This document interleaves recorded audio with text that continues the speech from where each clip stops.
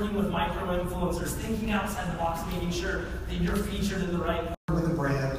Do you do it on your own account, or are you acting on their account? And if not, how is it valuable for them to build an audience? Socials or bringing traffic over and starting your own Snapchat account. But what's the one thing you need to do if you're going to start your own Snapchat account? Don't start a Snapchat account and say, go follow me on Snapchat.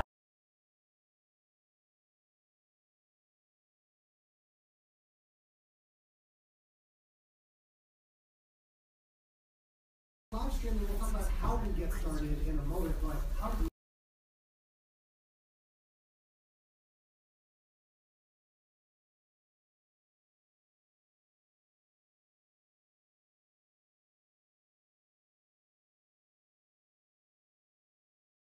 a phone in your hand. I'm sorry, guys. Right. And so that's why we put the device up on the screen. All you really need is your cell phone.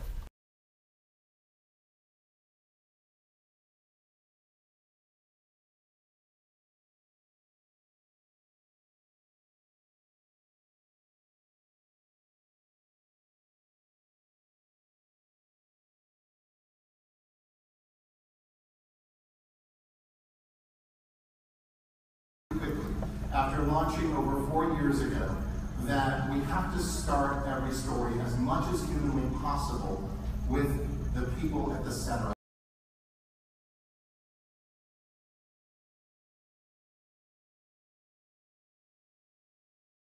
Like I said, I'm not good at boiling my ideas down to 140 characters. I need 8,400 characters or more.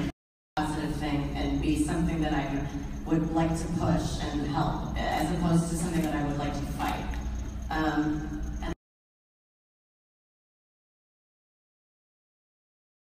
I am exhausted. Today was, of course, amazing here at the Social Shakeup Show conference in Atlanta, Georgia.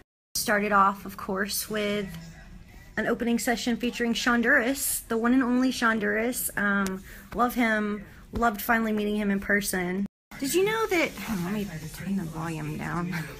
I'm already in bed. I want to take snaps.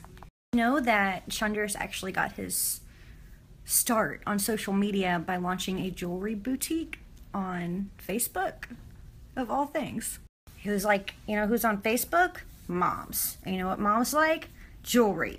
So he started selling jewelry on Facebook and really built a community around this jewelry boutique brand. Found out about Snapchat because he had a younger sister who was on it and had just gotten on it. Like, it was brand new. He'd had so much success with his jewelry boutique but didn't want to necessarily keep selling jewelry, but he was like, I'm an entrepreneur and I kind of like the social media stuff. So by combining his love for the social media stuff and his love for just having fun with his correct predictions of what Snapchat would be, the rest is history. And Shonduras, as we've come to know him thus far, was born. There was like a bunch of other stuff from his speech that I kind of want to share too, but again, I'm exhausted. After Shonduras was Chris Strub's panel on live streaming with Brian Rudolph. Fantastic. I think the biggest point from that was just that you have everything you need to be a live streamer in your hand right now. And all you gotta do is push the button. After that, I saw a panel on content marketing. Again, fantastic. There was a guy from Adobe, a guy from Cox Communications. The next panel was on crisis communications, and they had Southwest Airlines and the Centers for Disease Control. Talked a lot about the amount of prep work. So the amount of prep that should go into preparing for some sort of crisis, but then also the importance of responding quickly and accurately and openly. The woman from the CDC said that they have to share a lot of scary news, but the fallout from that scary news is never as bad as just the uncertainty of people not knowing. Because when you don't tell people what's going on, you know, that's how misinformation spreads and rumors get started, and we tend to think of things a lot worse than they actually might be.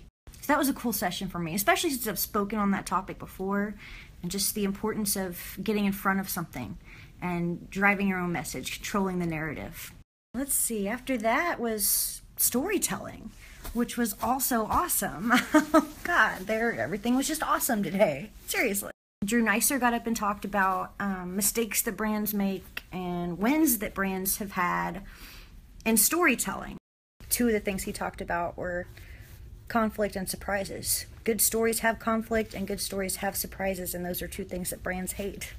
And then also on storytelling, Doug Busk of Coca-Cola talked about Coca-Cola Journey, which is like a news platform. And I'm seeing this more and more with brands and advocating for this more and more with brands, the importance of creating your own newsroom, driving your own message to the public. With the changing news media landscape, it's harder to get coverage. So by being your own journalist or hiring your own journalist, you don't have to depend on the news media for coverage. And then there was Cecily Strong. Holy crap, that was so cool.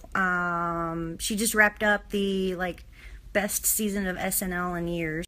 Interesting that she spoke at a social media conference because she's really not all that into social media, but she does love Snapchat. So thank you, Shake Up Show, for letting me meet Cecily Strong, because that was a lot of fun. And she had a lot of great things to say too. Now there is a rooftop party happening a few floors above me. I am not there. I am in bed. Thank you so much for checking out my Shake Up Show journey thus far. I can't wait to see what happens tomorrow. More great stuff in store. Also follow along with this hashtag on Twitter and Instagram and whatnot, and see what everybody else is saying about it. So I'm definitely not the only one here. Sweet dreams. See you tomorrow.